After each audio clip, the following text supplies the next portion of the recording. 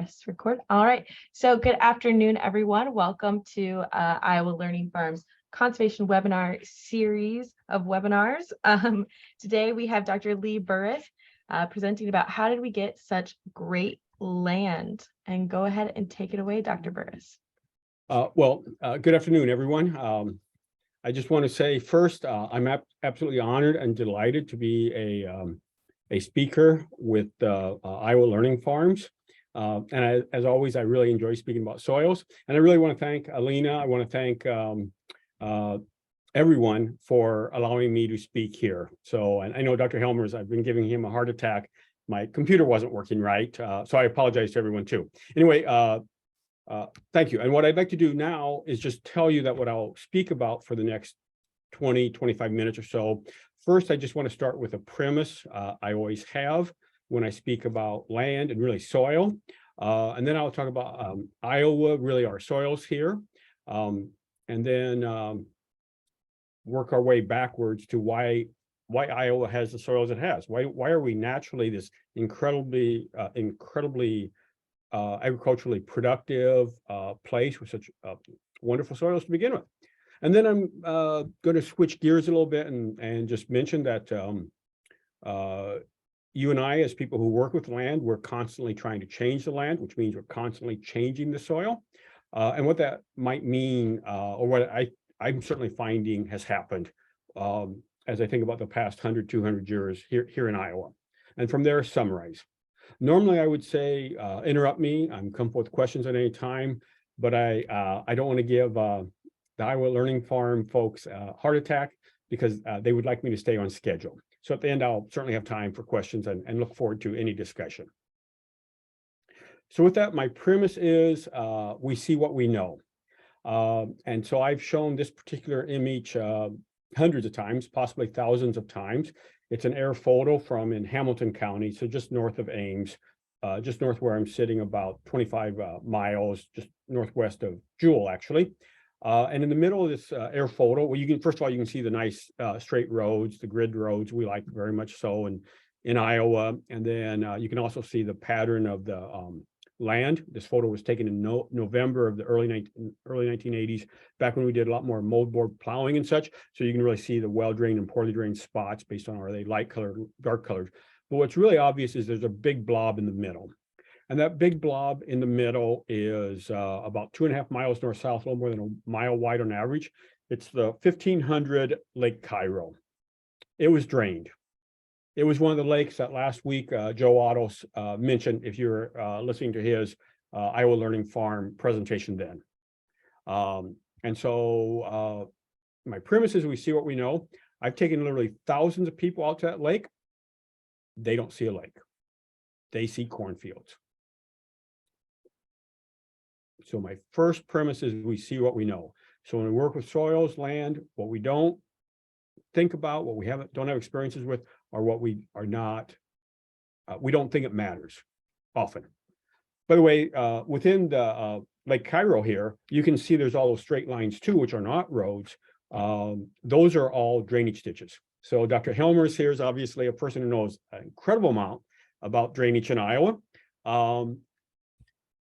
Most Iowans, my experience has been, and I've worked with people of all ages out in the field, most people see a stream, flowing water, they assume it's a natural stream.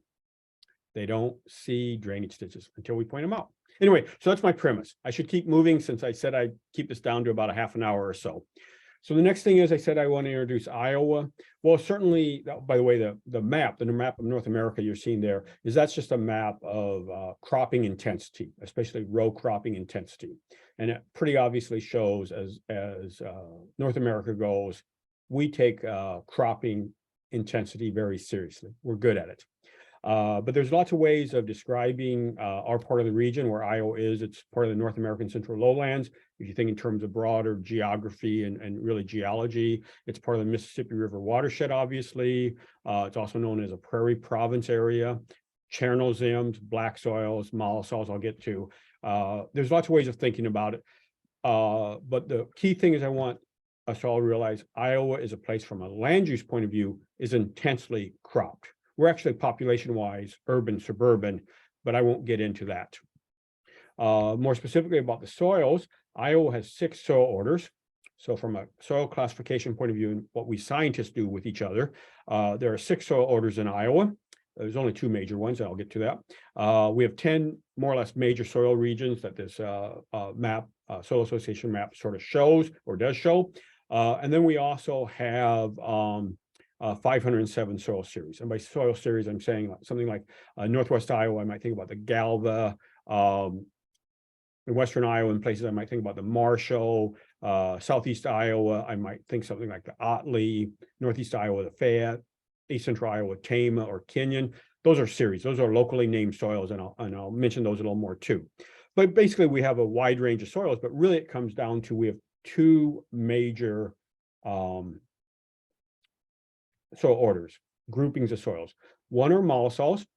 They tend to correspond to where we had major prairie ecosystems for a few thousand years. And the other ones are alpha sols, which tend to be where we had major forest ecosystems for the past few thousand years under natural settings. So we're higher rainfall, the dissected valley of the Mississippi River. As you go into eastern Iowa, you can see the green. Those would be alpha sols.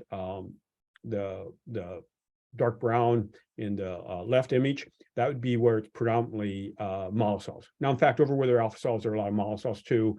And in central Iowa, there's some alpha sols. So this is just showing the predominant soil order in each place. The key thing about both mollisols and alpha sols is they're incredibly productive soils naturally. They're inherently fertile in their own right. It's not saying we don't fertilize them now, we don't do a whole bunch of other things, but basically both those soils are inherently productive. In fact, it was the alpha soils that brought homesteaders to Iowa initially. You go back to 1830s, 1840s, even up to 1870s. The mollisols were impossible to farm. It was the eastern Iowa alpha soils that were much better, but we'll get into that. And the reason they're so inherently productive in both cases is because of their geology, their parent material, and especially the mineralogy of the parent material, but I'll get into that. So with parent material, that leads me into how do we really think about Iowa? I need to think about how we got any geology here, so to speak, or the geology you and I walk on when we're outside every day. And in our case, to understand our geology, we start by thinking about glaciers. And I always point out about glaciers is they are huge masses of flowing ice. And I cannot overemphasize huge. They have shaped our world. Most of us don't see what they've done because it's so big and so prevalent. It's sort of like Lake Cairo. You just don't see it. But as I introducing the idea of glaciers and why they might matter to understanding Iowa soils, I want to first point out that huge mass of flowing ice I'm talking about has 4 zones in it. Up north, think North Pole, so to speak. There's an accumulation zone at the top. That's because every year there's more snow falling than melts. And so if you have enough snow fall and not all of it melts every year, over time it thickens. It gets to the point where it's so thick that eventually the bottom part becomes ice. It becomes compressed ice, and it starts to flow away from where it's accumulating. So it flows away from the North Pole, so to speak. And then at some point, that flowing mass of ice that accumulated in the North Pole gets far enough south, far enough away from the North Pole that it melts more every year than the transport of new ice into there occurs. So you get an ablation zone. The glacier melts, falls apart. So that's the top part. That's the ice. And then ultimately turns into water. The real part from Iowa that I care about is the bottom part. Because what happens is in the accumulation zone, think northern Canada, that mass of flowing ice that's starting to compress and move actually plucks, freezes with the bottom, breaks all sorts of rock free. So for those of you that have gone fishing in like northern Canada, such, you see all this beautiful rock and then the lake. The reason there's nothing other than the rock on top is the glaciers picked everything up, carried it in the transport. So that's the red arrow in the middle of the glacier, transport it, which meant ice and rock was mixing, and you churn everything up, you break it apart, disintegrates, and then eventually it gets far enough south where the glacier melts and it drops everything out. That's the sedimentation zone. And so these huge masses of flowing ice are about ice moving around, but ultimately from my point of view as a soils guy, they're about sediment moving around. And so coming back to a little bit further, Iowa where you and I live now, or many of you live here, maybe all of you, but where you and I are hanging out now, certainly thinking about right now, Iowa, as you can see from the left image, was covered by, it looks like 2 glaciers. Actually, it was covered by about 20 glaciers over the last 2.5 million years. The whole north central United States has been covered by glaciers. That's what the upper right image shows. And the bottom image is just what's known as the Des Moines lobe. That's the area where we had the most recent glacier covering it. And I always like to point out the Des Moines lobe, from a glacier point of view, the Laurentide ice sheet point of view, was little. It's actually the same as having a big ice cream cone where you have a lot of ice cream up here. The Des Moines lobe that makes north central Iowa, about 20% of Iowa state, the area, the Des Moines lobe was a little dribble of ice that you'd have as you hold your ice cream cone and it's melting over your hand. In the world of glaciers, it doesn't even count. It's tiny. But now coming back to it more broadly, I'd like us all to realize right away, you look at the Corn Belt, which is the image with red on it, and you look at where the glaciers were in north central United States, they seem to correspond pretty well. In fact, maybe almost perfectly. But there's good reason they correspond is because the glaciers brought a bunch of material every 100,000 years, new mineralogy, new material that could turn into soils, which I'm getting into. But the bottom line is the glaciers brought everything here because we're in the ablation zone. It's where the glaciers fall apart because we're actually a little closer in Ames to the equator than we are the North Pole. Things had to melt here. Every summer, even when the glaciers were here, it was hot and humid. Every winter, it got really cold again. So it was interesting. By the way, the glaciers did also cover New England. So far as you're looking at the US map with red, you might say, well, why isn't that Corn Belt too if it was covered by glaciers? Wrong mineralogy. They overrode the wrong type of bedrock further north. Our glaciers, the ones in the Dakotas, Iowa, Illinois, Ohio, those glaciers overrode a lot of limestone. Think of ag lime material, a lot of feldspars. Think of calcium, magnesium, apatite, so phosphorus. So our glaciers, the rock they stole from Canada had exactly the right material in it to turn into great soils, so alpha soils and mollisols. Okay, coming back here, I did want to say, the Des Moines lobe was this little dribble of ice, but I always like to point out it is huge from a human perspective. It covers all or parts of 22 counties in Iowa. Heck, 20% of the state. It's about 14,000 square miles. I put that in square kilometers, over 30 meters thick. That's just saying in places it's well over 100 feet thick. And realistically, that little dribble of ice left us 800 billion tons of fresh ground up sediment that we use for soils now. So all these things start linking. But the glaciers gave us our fundamental landscapes in central Iowa, certainly, and our fundamental rooting material the plants are growing in. And as the rooting material weathers, is releasing nutrients naturally. Even bigger, though, as I want to talk about what goes on off glaciers. So every time a glacier comes into Iowa, it ablates. That's a bunch of melting. I said every summer it's really hot, humid. So the front of every one of those glaciers is melting incredibly. Think of the local little stream you have, some little stream you can hop across. Back when a glacier was feeding it, in the summer, it was the size of the Mississippi River. The difference is the water flowing down that Mississippi River was flowing like white water. It was carrying boulders the size of the office you see behind my images, and they were bouncing along. That's called outwash. So every summer we had huge outwash being deposited, or excuse me, huge outwash coming out of the front of the glacier. But of course, every winter then, that glacier refroze. And so now instead of blue water in the top image, which would be in the summer, all this water rushing out the front of the glacier, in the winter, there wasn't any water at all in that valley. It was a bunch of brand new exposed sediment, but we have a glacier right next to us. So there's lots of intense winds in the winter. We all are aware of that. In fact, we're all wondering about that for the next couple of days as we get these snowstorms and such we're going to get. But as we get those intense winds, all that exposed sediment in that river valley gets blown up, it gets sorted, and for us, it turns into loess. So the most recent glacier, the Des Moines lobe, if you will, it left about 600 billion tons of brand new loess in Iowa. And the whole series of both glaciations and loess before then. But the most recent one gave us 600 billion tons. So you go over by Sioux City, you have well over 100 feet of loess. You go in a couple miles, it's only 64 feet. And as you can see from the image I have there, basically the lust blowing out of the Mississippi River, or excuse me, the Missouri River Valley, so by Sioux City, Missouri River, the lust blowing out of the Missouri River came from the northwest. The winds were coming out of the northwest, and so they blew across. They deposited lust that was 64 feet thick east of Sioux City, 10 miles, 32 feet thick, 25 miles east of Sioux City, 16 feet thick by the time you get to somewhere like Atlantic, Iowa. So 8 feet thick, it covered all that area. But some of the winds whipped around a glacier up in South Dakota. And so in Northwest Iowa, so Dr. Helmer's home ground, you see the glacier, the lust was being deposited in northeasterly pattern. And we can go all over the state, and I could talk about different river systems contributing. But the bottom line is we have an incredible amount of lust, something Iowa is certainly known for. And certainly if I'm a plant root, nice silty soils make me very happy, especially nice, thick, silty soils. So the bottom line is if you start with the right parents, whether you're human or whether it's soil, your life is really good. And so the very beginning of this discussion is simply, how do we get this great material that our soils are in, the roots are growing in?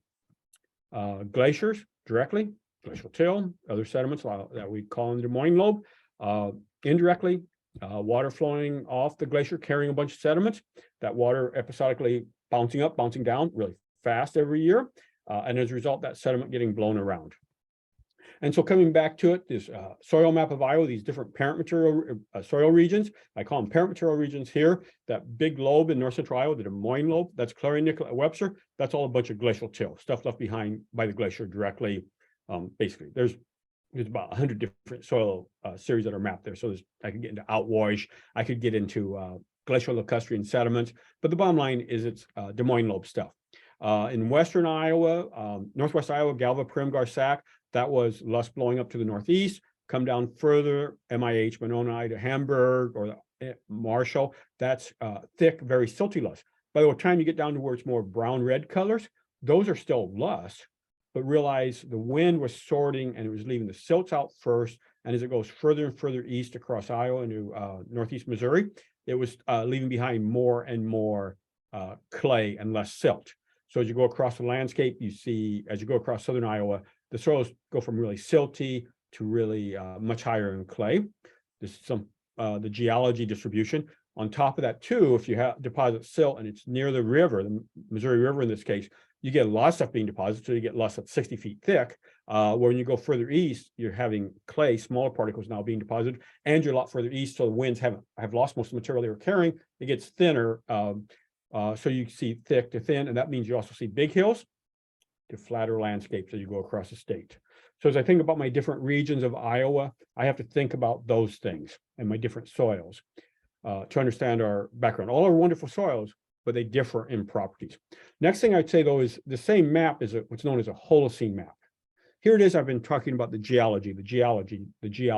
So the glaciers. But in fact, anytime you expose fresh sediment, first rule of life is life exploits it. Some creature comes and capitalizes on it.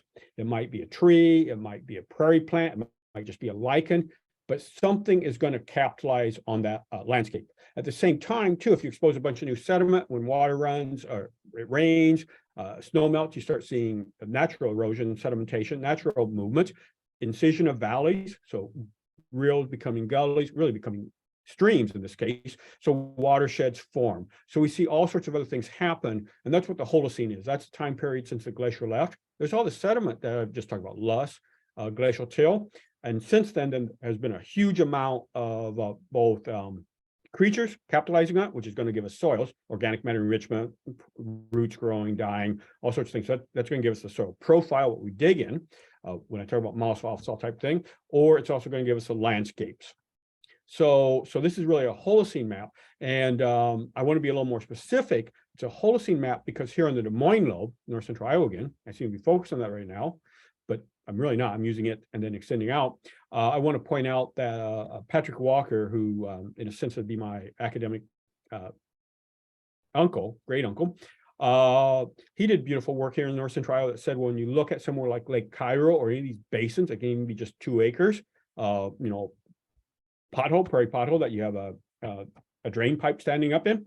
But since the glacier left, there were 4 major climatic zones and 4 major vegetation zones. So right as the glacier was leaving Iowa, because eventually it had to melt out, and so it melted back north, as that glacier was leaving, we started with having tundra and conifer forests. And then as the glacier got further north in Minnesota, it was warming up in Iowa, and deciduous forests, think maple, oaks, all those things, migrated into the state. And then eventually, as the glacier got further north in Canada, there was a more broad climate change going on that caused it to get much drier in Iowa. And so all the forest died, it got too dry for them, and prairie migrated from the Great Plains across Iowa. And then about 3,000 years ago, it started staying warm, but it got more moist again in Iowa. And as it got more moist, the forest from the southeast of here, the deciduous forest migrating back in the state. So I want to point out, since the glacier left 15,000 years ago, there's been all this migration of different ecosystems, different components, and each of those things change what roots you have growing there, how much organic matter you're going to have in your A horizon, things I haven't really talked about because I'm not trying to talk about soils per se, I'm talking about why we have great soils. The other thing that happened, though, that Walker showed is here on the Des Moines lobe, because we don't have enough river systems, it's too young of a landscape, we tend to have our glacial landscape that might look like this, a little bit rolling, become flatter as all this sediment filled in the basin, like I'm trying to draw here with these different colors. By the way, if you go into eastern Iowa, or for that matter, the loss of western Iowa, all the valleys cut down deeper. The world never stays the same. It's constantly changing. The landscapes evolve, the soils evolve. Things keep changing in response to what's going on with the weather, what's going on with the vegetation, and how the weather and the vegetation is interacting with the geology. That's fundamentally what I do as a pedologist, is try to understand how those things all interacted to give us the soils we see on this soil map, 507 soil series of Iowa, the 6 soil orders.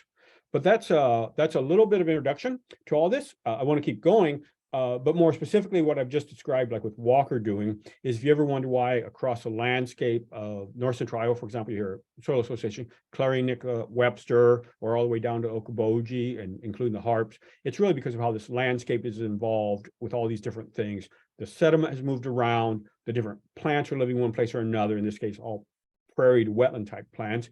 But we have these very specific landscapes that we can work our way back through the natural history to understand why we have the soils we have on that specific landscape. If I was dealing with Western Iowa, I could talk about the same thing, Eastern Iowa, Southern Iowa, wherever you want me to talk about, Northeast Iowa, I could talk about the Fayette.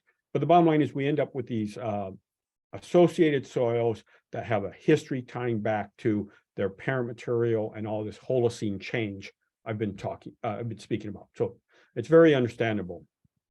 But I always stress, even in a 25-minute presentation like this, how important is this pedology? I've spent a lot of my career studying this, worked with some great pedologists who were already here. My bachelor's and master's from Iowa State, from Ohio, my PhD's Ohio State. So I worked with great people, and man, we've studied this really well. It's worked well. I enjoy studying it. But I always have to ask myself, how important is that natural pedology, that discussion we've just had here, when most people in Iowa see their soils, especially their land, if you call it land, it's always an economic feature, as economic features. And it's meant to be intensely farmed.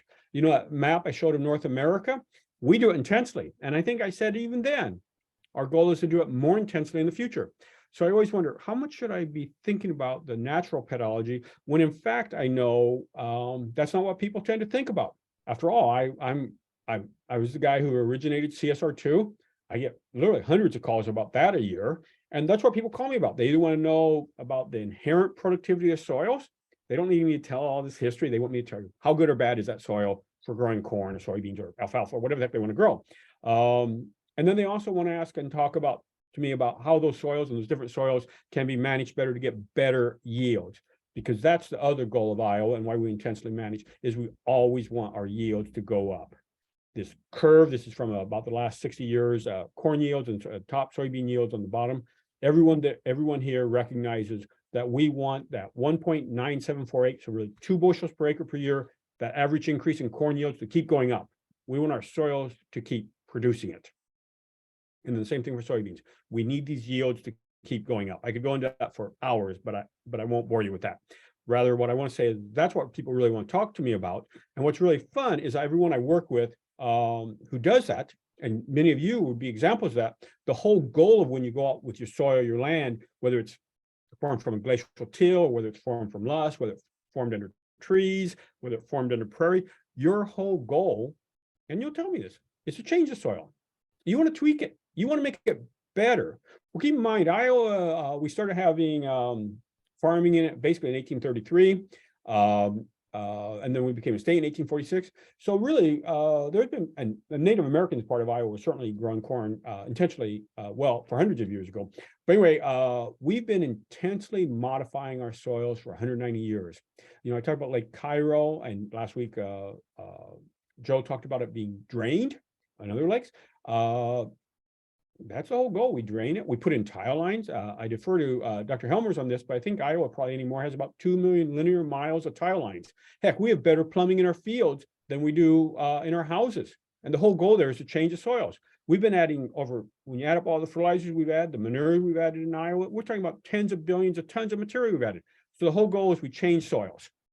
And I'm mentioning all that because then I've had graduate students, and this is one I pulled from Jessica Veenster's PhD, one of the publications she and I got out of it, where we looked at soils across Iowa, and we looked at soils that had been well characterized, basically in the 1950s. We did again about 2010, and what we found is to 1.5 meters, so think 5 feet depth. Every property we measured in the soil was different than what it was 50 years before that. Every property. Physical property, chemical property, pedological property, it didn't matter. You and I have changed our soils as we try to tweak it to improve the yields. And I'm all for that. I'm not saying we shouldn't do that. What I'm saying is, I'm a scientist. I need to know what's going on. I need to know how big the impact is. And it's big. I mean, it's not as big as what the glacier did, but it's getting there. So in summary, because I said I would do this really fast, and I hope I have, any of us in Iowa, we're so lucky. We live in a beautiful, beautiful place. And certainly working at Iowa State, I'm incredibly lucky to work at a place that's so generous with our university. So as all of you citizens of Iowa, thank you. And the second, we have incredible soils, but we keep changing them too.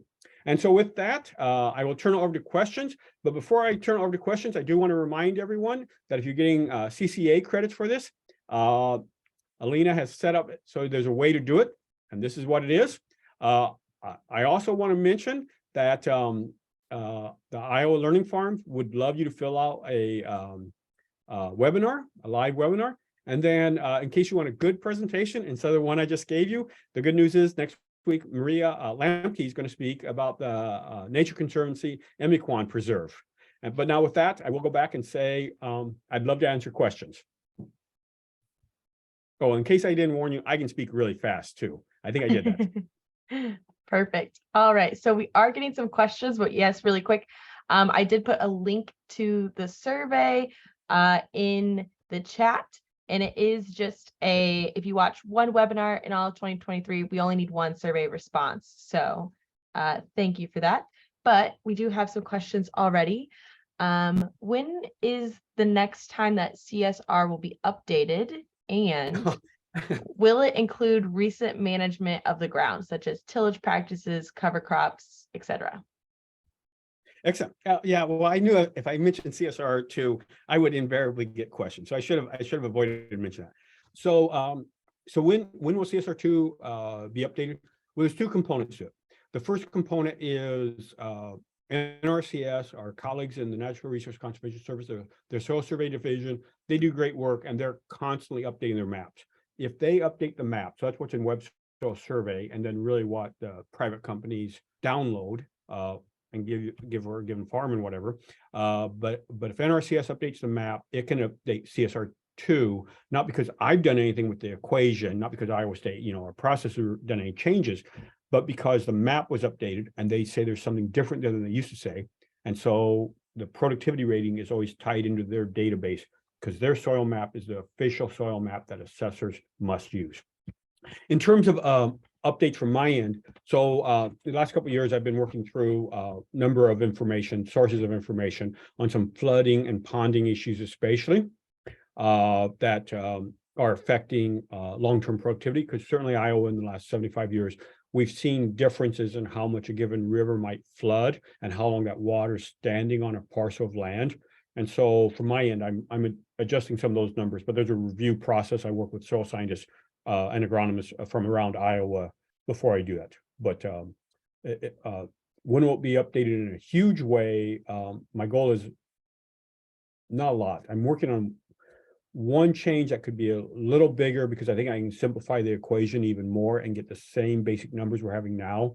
And I'm always a proponent that if there's a rating system, it should be as straightforward as possible so everyone can understand how it works. That way we're having a discussion about whether the relative points being used are right, not why is it so confusing.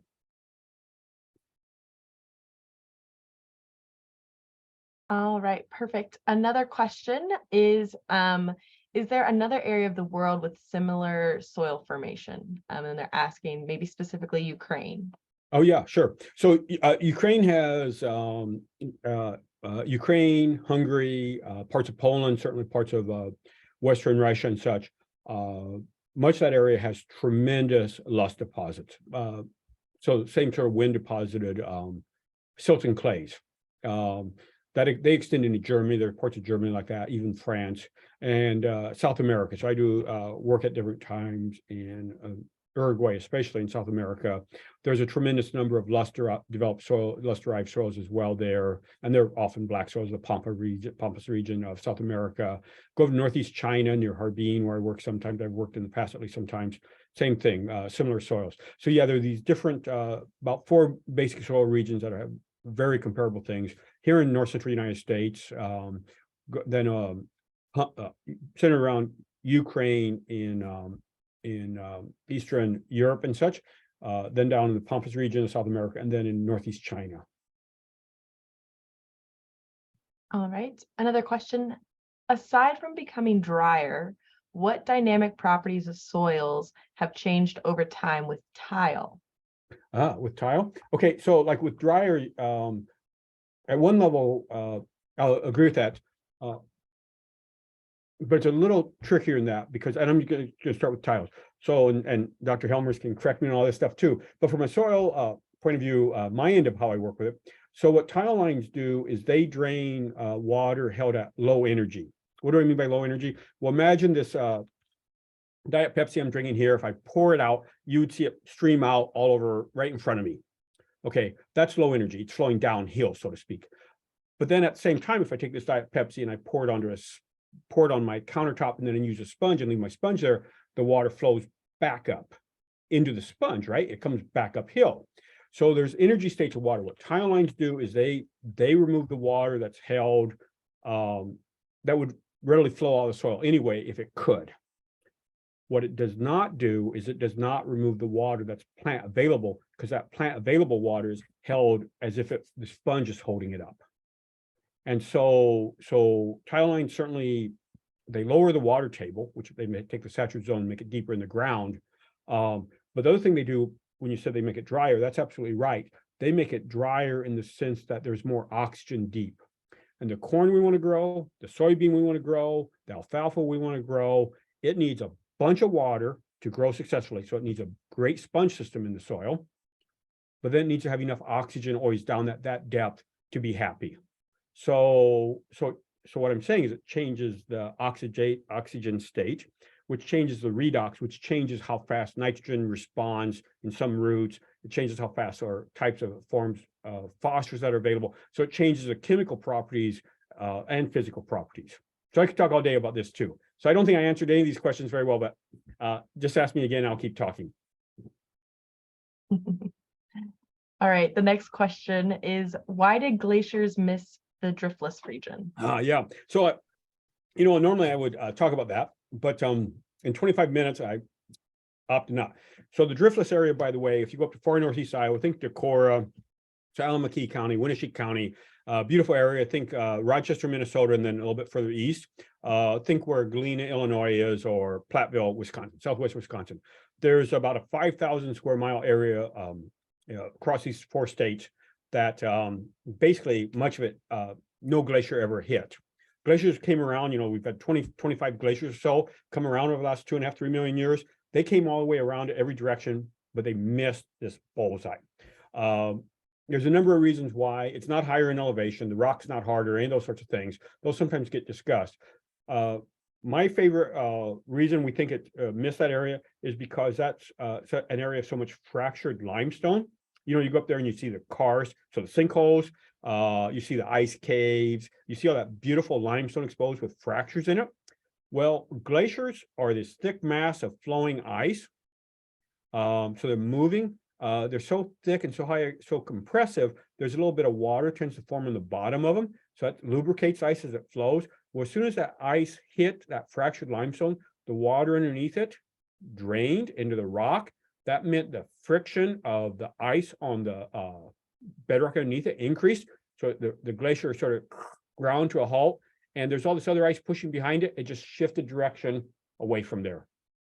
So it's sort of like when you're slipping and gliding with things, how easy it is to shift directions. Another question is, how has and is climate change affecting our topsoils? Well,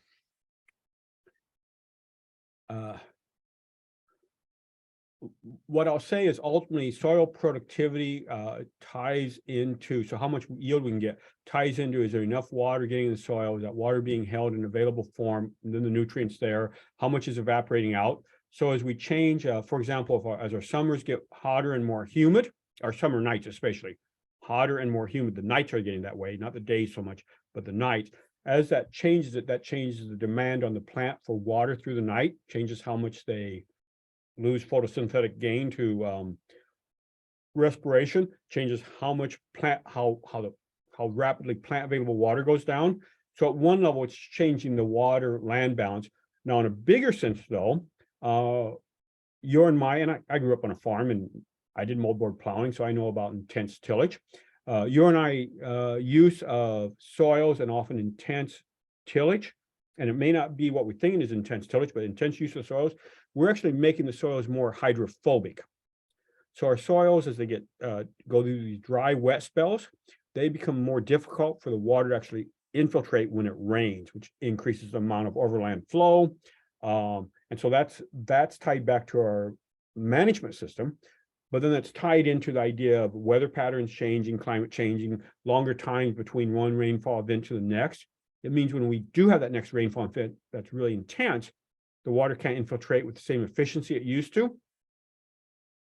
So we get even worse droughts.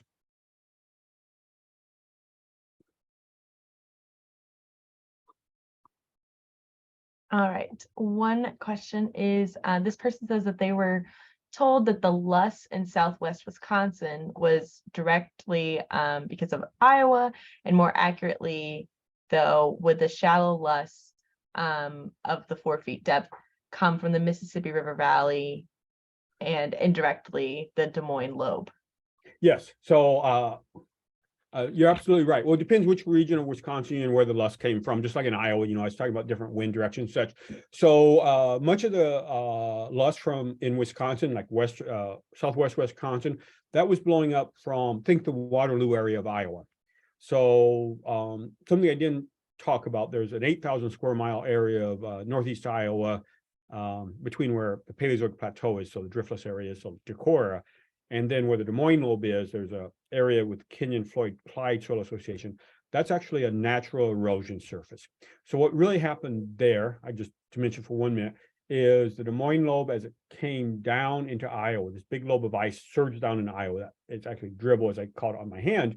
As it came into Iowa, it caused what's known as a paraglacial environment to occur east of it. That means it was intensely cold and dry. All the vegetation died, even as the glacier was coming into Iowa. And that meant as vegetation died and you get these intense winds whipping past the glacier that was coming into Iowa, they were whipping around and going to the northeast. And as they came across that area of Iowa, they literally desiccated all the vegetation, eventually blew it off the landscape, and they started eroding that landscape. So north, sort of the area around Waterloo, going north up into Mitchell County, Western Howard County, those areas, they have that flat, sort of gentle landscape because of what's known as a natural erosion surface. There's all this sediment moving around, especially by wind, and that wind was then carrying what turned into loess in Decorah, and then up to Platteville across into Wisconsin. The most of the loess of Wisconsin did not come from the Mississippi River, at least not the part of the Mississippi River associated with Iowa or southern Minnesota. And that's because that river is so deeply entrenched. You go up to like Dubuque or McGregor or whatever, and you can stand on these beautiful bluffs and you're looking down 300 feet into a mile wide valley, and winds can't drip down a mile or 400 feet, 300 feet down, pick up loess and come up the other side on an equally steep limestone cliff in Wisconsin. So most of the loess there came from a more flat area around us. The Missouri River bottom valley, by the way, contributed a lot of loess because it's so wide. Likewise, in Illinois, they got a lot of loess from the Mississippi River, but that's because when you get down to where Davenport and such is, the Mississippi River Valley is really wide. But when you get north of about Clinton or so, the valley gets really deeply entrenched. I can talk really fast, so this is a lot of fun. All right. So this is kind of a big question, is how can one nurture the soil and make enough income to continue farming as a business? Basically, they're asking, are soil health and farm income incompatible? Wow. So first thing is, I'm a pretty good pedologist. I'm a pretty good soil scientist. So if you ask me about soils themselves, I can probably give you reasonably good answers. I don't claim to understand what's the best management decision for any given farmer, though. I'm nowhere near qualified for that. So I do know a number of farmers, though, landowners, farmers who have really invested like in cover crops and soil health improving practices that are doing wonderfully economically. But I don't know what their circumstances are versus someone else's circumstances are. I also know that some soils and some soil landscapes are much friendlier to, much easier, so to speak, when I say friendlier, to do more health practices, soil health practices than others. It's like anything else. Some things are easier than others. And depending where you're at in your life or where you're at in geography, it might be easier or harder. So I'll say that. Now, I will also say that in my classes, I very much stress that I think Iowa in general, even from a soil health point of view, is going to get more intensely in how we farm. But it's not going to be the way we're farming currently. It sort of is, but it isn't. I like to point out to everyone that in the prairie ecosystems we might work with, plants are growing 300 days a year. They're capturing sunlight 300 days a year. In our farming systems in Iowa, we're offering capturing sunlight, photosynthesis, 150 days a year at most. And for economic gain, it's probably for 100 days a year. And that drives me crazy that we're not capturing more photosynthesis over the years. So I think we'll be able to make a number of changes that will improve. We'll get actually intensification of cropping. But one of the things I certainly mention is I think Iowa is moving toward where we will, instead of planting seeds in Iowa and in the ground for corn and soybeans and such, we will plant seedlings. We'll use basically modified rice planters that plant seedlings. And that way we can start in a greenhouse right on the farm, the seed in March. We can plant it 45 days later. It will already be a plant. And that means we can now double crop. And all those things will improve soil quality, improve soil health, build up organic matter. And we can start modifying how we do it. The demand here will be really how we manage the water. And I think we'll do that not by groundwater management, but by wetland management. So I think there'll be things we will change that are really exciting and variable. But again, those are what I'm thinking, coming back to your fundamental question, how can you have both? How can someone be sure that by building soil health, will they have more economic gain? In the long term, building soil health and economic gain in general seem to go together. In the short term, of course, it's what's the yield this year and did you make enough money to pay off your loan? So that's a long answer saying I'm not qualified to answer it very well. But I'm happy to keep exploring it. And I think all of us at Iowa State are happy to keep exploring and try to help make it work better for everyone. Perfect. All right. Another question is, do we have an estimate of how much soil has been lost from fields to erosion for the loess types? And then to help manage resources, has anyone put a price on that soil loss? Yes on both questions. There's a yes is the answer. So the yes in terms of estimates on soil loss, especially from the lust-derived soils. Well, my rough number is all of Iowa's soils have averaged about 10 tons per acre of soil erosion from our farmland, and I include pastures in this. Realize many of half or 2/3 of Iowa's pastures are managed so badly they have almost the same erosion rates as our farm fields. So probably since statehood, I would put our average rate of erosion from our farmlands have been about 10 tons per acre per year. That's why in some places in hilly zones, I can show you where on one side of a fence to the other side, there's an 8-foot drop. And that means there's actually one fence row that's completely buried in the sediment that eroded down from top of the hill. And now you're on the second fence on top of it. And that's not hard to find those things. And any of us drive around, and we all do, we see what we know. You look at where the fence rows are, you always, not always, but you often see this stair step because the fence was catching so much sediment. So I could calculate from that how many tons there are per acre has been moved around. But what makes it tricky is the most water erosive area of Iowa would be the Luss area. Luss, that beautiful silty stuff, man, does it erode. So I don't have the number off the top of my head. I've done it before. But yeah, we have a number of us have done it different ways, and we all come up with more or less the same number. I've certainly been part of some studies. I worked with Mike Conan as he was working on his PhD. So Mike and I went and did some sampling years ago when I was here, and we found on average in a hilly area about 0.4 of an inch of sediment was accumulating in the low parts of the field coming from the upper part of the field. So there was a lot of sedimentation. I need to stop for a second and always point out for all of us to realize when we talk about erosion rates, that's different than when we talk about how much sediment is getting in a stream. Most of the erosion that happens on a farm field is redistribution in the field.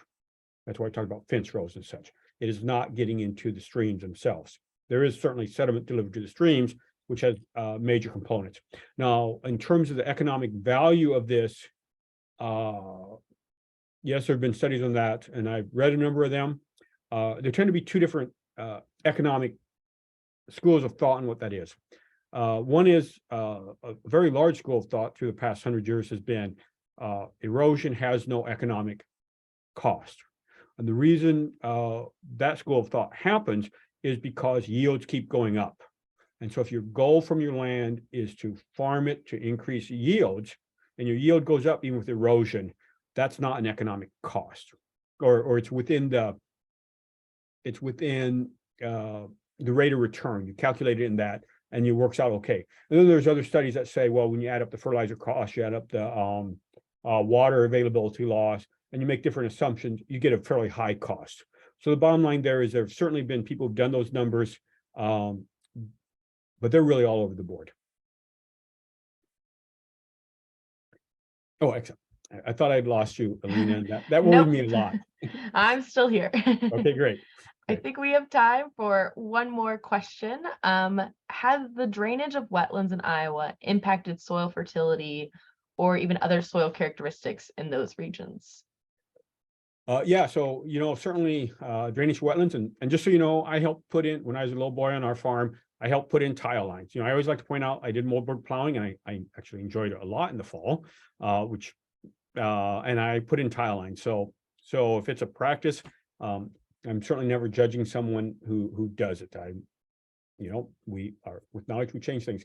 But coming back to draining wetland, change the soil fertility and other properties of soils. It changes, certainly it's changing some accessory nutrient dynamics, like even things like silicon dynamics. And most of us don't think of silicon as an important nutrient, but a number of grasses do use silicon. And so like in corn, a big grass like that, there's like 300 pounds of silicon picked up a year or so in an acre of corn. Most of it comes back in the stover. So it is changing some, but I haven't seen any study or work that says there's a nice direct relationship.